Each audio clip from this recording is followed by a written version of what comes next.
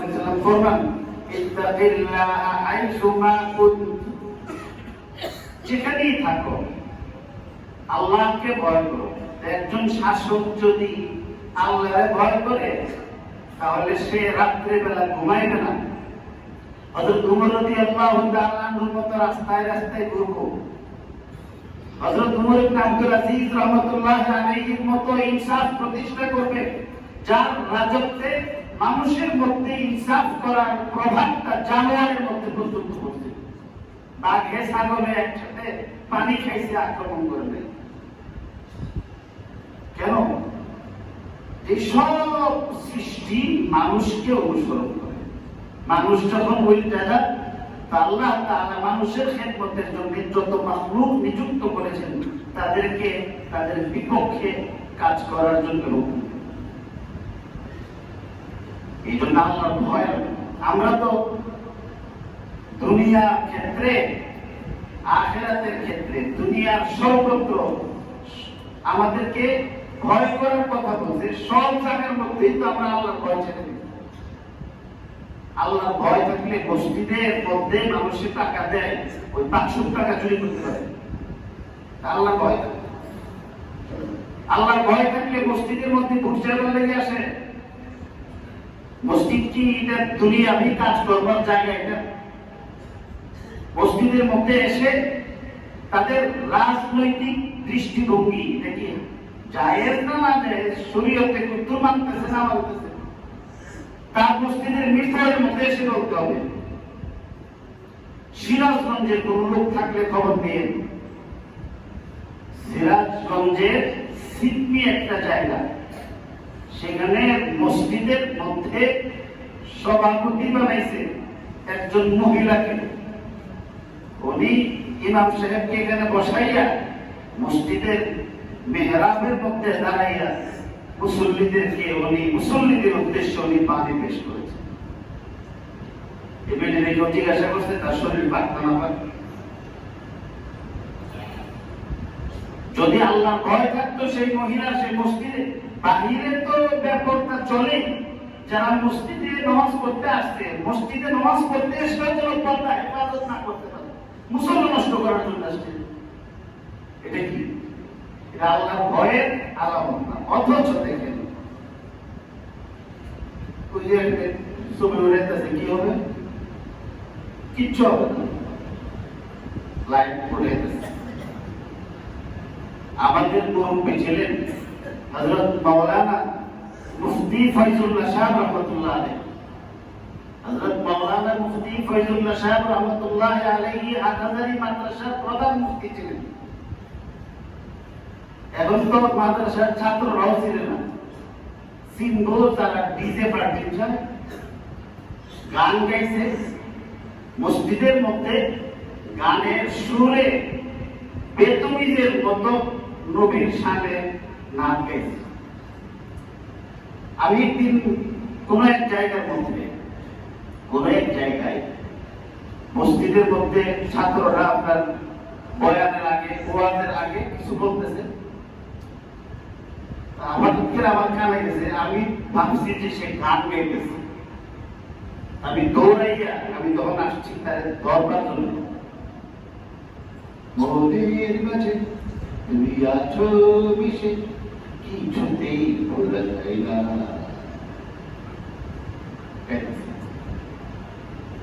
দিদি ওদের মাঝে এভাবে যখন আমি ভাবছি যে একদম গান গেছে, ফলে দৌড়াইয়া আসে দেখি সে এটা রসুলের সামনে, রসুলের সামনে নাচ করতেছে। রসুলের সামনে নাচ করার আর কোনো সুর নাই। আমাদের মুরব্বীরা কি গান এই রসুলের নাচ না গাইছে না? এটা ভালো ভাবে করছে। হযরত মাওলানা আব্দুল হক সাহেব গাজী নগরী রাহমাতুল্লাহ আলাইহির সামনে এমন গানের সুরে নাচ গাইছে। তো কোরআন শরীফ এভাবে কোরআন যেত, কোরআন শরীফ এইভাবে নামাজ পড়াই আমি পারবো, আপনি পড়েন না, তখন কোরআনের কোনো আলাদা সুর নাই। তো এইভাবে নাচগুলির যদি এমন ডিস্কো গানের আদলে পেশ করা হয় তখন যারা গান গায় এরা বলবে যে ও হুজুরে কইলে যায় আর আমরা কইলে না যায়, হুজুরে কইলে যায় ওনারা অনেক কিছু জানে আর আমরা কইছি এই জন্য এটা গুনাহ হয়ে গেছে। আল্লাহ তো খালি হেরা লই, আল্লাহ এরা কিনা নিছে, আল্লাহ আমরাম না। আমাদের দারুল জগতের আকাবিরদের সামনে একবার কোন এক ব্যক্তি আল্লাহ রাসূলের সামনে দরুদ পড়তেছিল, সুরটা ভালো ছিল না, তো হা করার পরে উনি আর কথা বলতে পারতেছেন না। তো বলছে তো কয়েকবার চেষ্টা করার পরে বলতেছে আমি যখন এই সুরে নাচ গাইতে চাই তখন দেখি কে যেন আমার জিহ্বার মধ্যে টান দিয়ে বলে। কোরআন শরীফ গানের সুরে পড়া যায় না, এখন কোরআন শরীফ গানের সুরে পড়ে। এই যে এখন সারা দেশের মধ্যে মাদ্রাসার নামে কতগুলি দোকান তৈরি হয়েছে, আমি তো নাম দিয়েছি মাদ্রাসার ভ্যারাইটিস স্টোর, মাদ্রাসার ডিপার্টমেন্টাল স্টোর, এভাবে। কারণ এগুলি দোকান, টাকাও নেয়, ভিক্ষাও করে, স্বাভাবিকভাবে অন্য দোকানদারি না কইরা একটা কোরআন শরীফ পড়াইবা একটা দোকান কইলে হইছে। আর এই যে এখন আপনার আরম্ভ হয়েছে জানুয়ারি মাসে ছাত্র ভর্তির জন্য সারা দেশের মধ্যে দেখবেন পোস্টার করবে, সব মাদ্রাসা আন্তর্জাতিক, একটা হেফজখানা এমন নাই যেটা আন্তর্জাতিক। আন্তর্জাতিক মানে কি?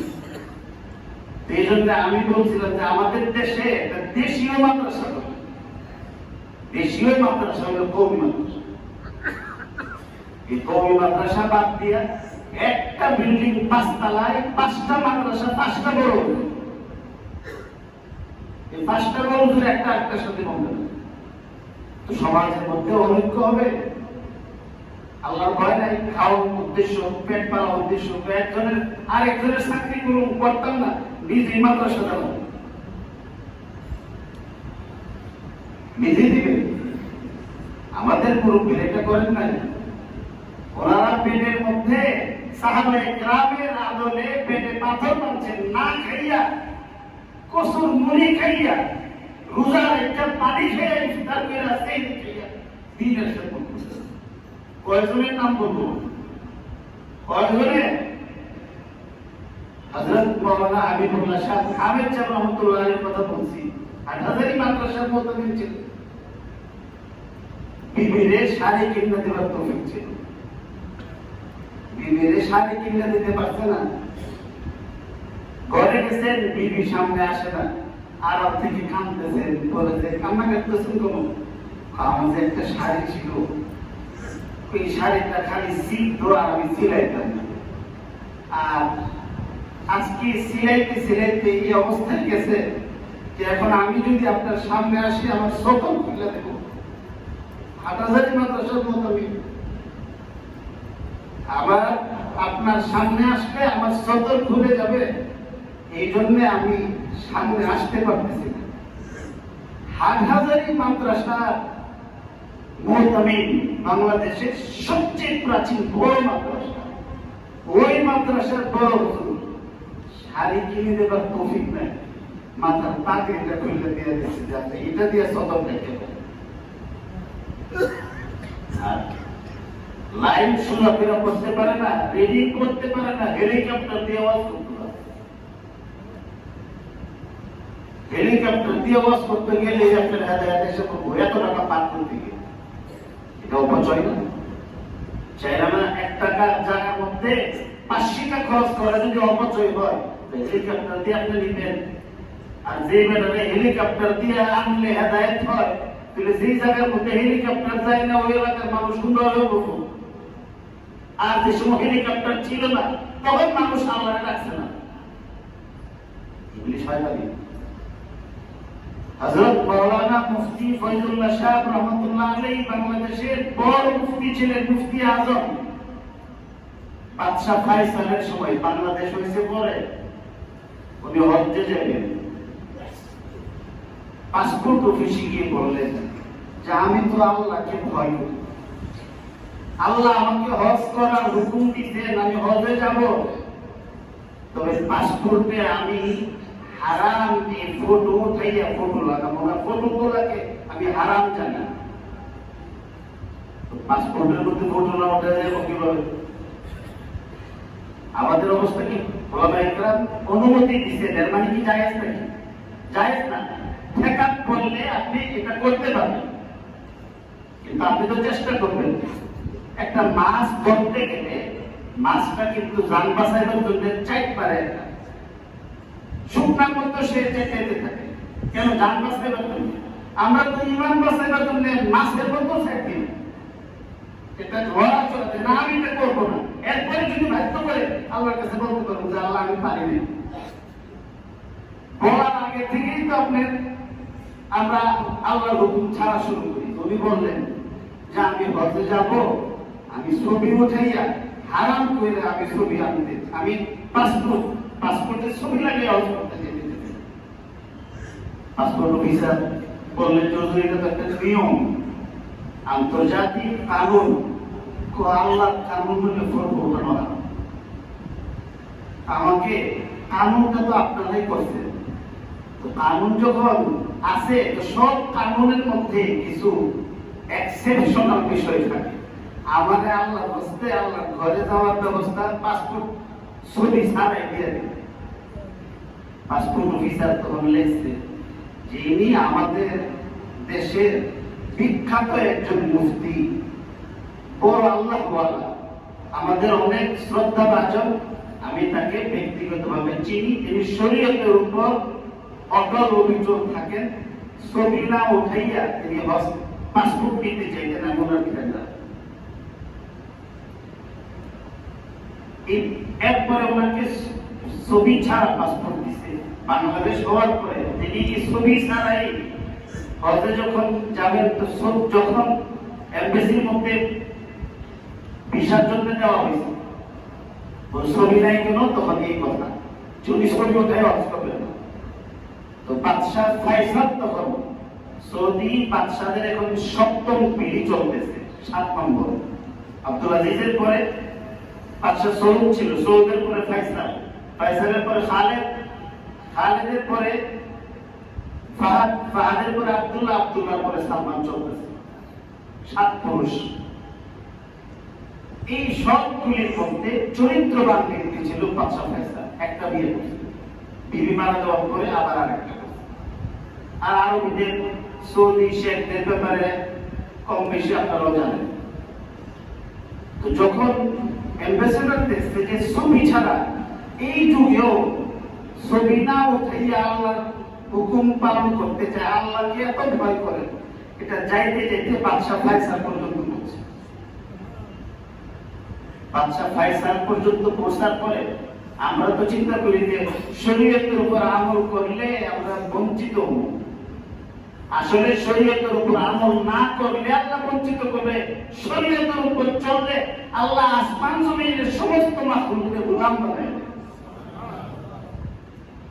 বাদশাহ ফাইসাল তার কানে পৌঁছার করে বলতেন যে এমন ব্যক্তি এখনো আছে, আমি সৌদি আরবের বাদশাহ হিসাবে ওনাকে বাদশাহ মেহমান হিসাবে বছর করো।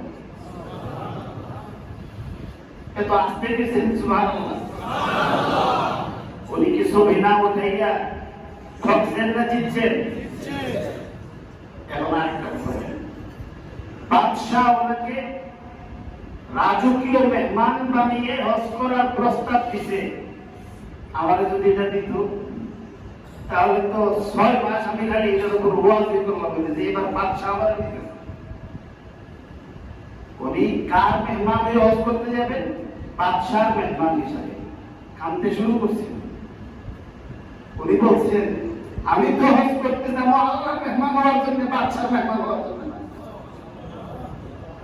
আমি হাজি তো আল্লাহর মেহমান, হাজি আল্লাহর মেহমান, আমি আল্লাহর মেহমান হয়ে হজ করব, ফাইসালের মেহমান হয়ে বাংলাদেশের ফাইসাল হজ করতে পারি। প্রত্যাখ্যান করতে প্রত্যাখ্যান করছেন, রাজকীয় প্রস্তাব প্রত্যাখ্যান করে সাধারণ মানুষের মতো ওই যুগের হজ কত কষ্ট ছিল, কষ্ট করে হজ। এরা আমাদের মুরব্বী, এরা আপনাদের মুরব্বী। এদের কুরবানির কারণে আজকে আমি মসজিদে আসতে পারি, আপনি মসজিদে আসতে পারি। আল্লাহ তাআলা হযরত মাওলানা মুফতি ফয়জুল্লাহ সাহেব রাহমাতুল্লাহ আলাইহির কবরকে নূরে নূরান্বিত করলেন। আল্লাহ ভয় রাখতে হবে। হজ করতে গেলে আল্লাহর ভয় করতে হবে। কেন? যেখানে যে অবস্থায় থাকি সেই অবস্থায় কি করি? আল্লাহর ভয় করতে হবে। আমরাও ভয় করি। আমাদের দেশে হাজিরা কি করে? আমরা তো আরাফাতি ভাই করি। আরাফাতি ভাই মনে করে তখন আগে জাফরটা করতো, এখন এখানে ওঠে। আমি একবার হচ্ছে যাওয়ার পরে হজে এক লোক আসছে, এক লোকে ওনার ওয়াইফ হাজবেন্ড হজে গেছে, ওই ওয়াইফের সঙ্গে আরেকজন মহিলাকে এক কামরায় দিচ্ছে। ওই কামরায় সিট হলো 3টা। এখন যে মহিলার হাজবেন্ড আছে উনি বললেন যে আর একটা সিট যখন আছে, আমি তো আরাফাতি ভাই হই, আমি এখন এই শয়তানে ওই দুই মহিলার সাথে তৃতীয় বেডের মধ্যে এসে থাকা শুরু করছে। যিনি ইন্তজাম করছেন উনি আমার কাছে মাসলা জিজ্ঞাসা করতে আসছেন, হুজুর উনি কি এভাবে আলাদা বেডের মধ্যেই থাকে, এই বেডের মধ্যে কি উনি থাকতে পারবো? আমি বললাম যে না। তাহলে এখন কি কর? আমি বাংলাদেশ যদি থাকতো তাহলে কইলা মিলে গাজীপুর থেকে গজাইরা লাড়ি আনলে মাসালা হইলে একদম আইনটা আচ্ছা করে ফিরে গেল পানির মধ্যে দিয়ে বসে। এগুলি হলো আপনার আল্লাহর ভয়ে যা আপনার দেশে করছি ওইখান থেকে এসে কি করছে সব ছেড়ে দিচ্ছে। ওইখানে যাওয়ার পরে পর্দা নাই। আরেক হাজির ঘটনা বলছি, হজ থেকে আসার পরে নওয়াজ ছেড়ে দিচ্ছে। নওয়াজ ছাড়তে গেলে কি হুজুরের কাছে শুনছি যে হজ করলে মানুষ নাকি সদ্য ভবিষ্যৎ বাচ্চার মতো নিষ্পাপ হয়ে যায়। আমি তো বাচ্চা হয়ে গেছি, একদম 10 বছর না গেলে আবার তো নামাজে ফরজ করে। সে কেমন আল্লাহরে ভয় করে? এগুলি বাংলামি, আল্লাহর ভয় না। এই জন্য বলতে যে যেখানেই থাকো আল্লাহর ভয় করো। আল্লাহর ভয় যদি থাকে গুনাহ হবে না, কিন্তু তারপরও শয়তানের কাজ হলো গুনাহ করানো। যদি কখনো কোনো গুনাহ হয়ে যায় তো সাথে সাথে ইমানদার ব্যক্তি নেক কাজ করে দিবে। ওই নেক কাজের প্রথম কাজটা হলো তওবা।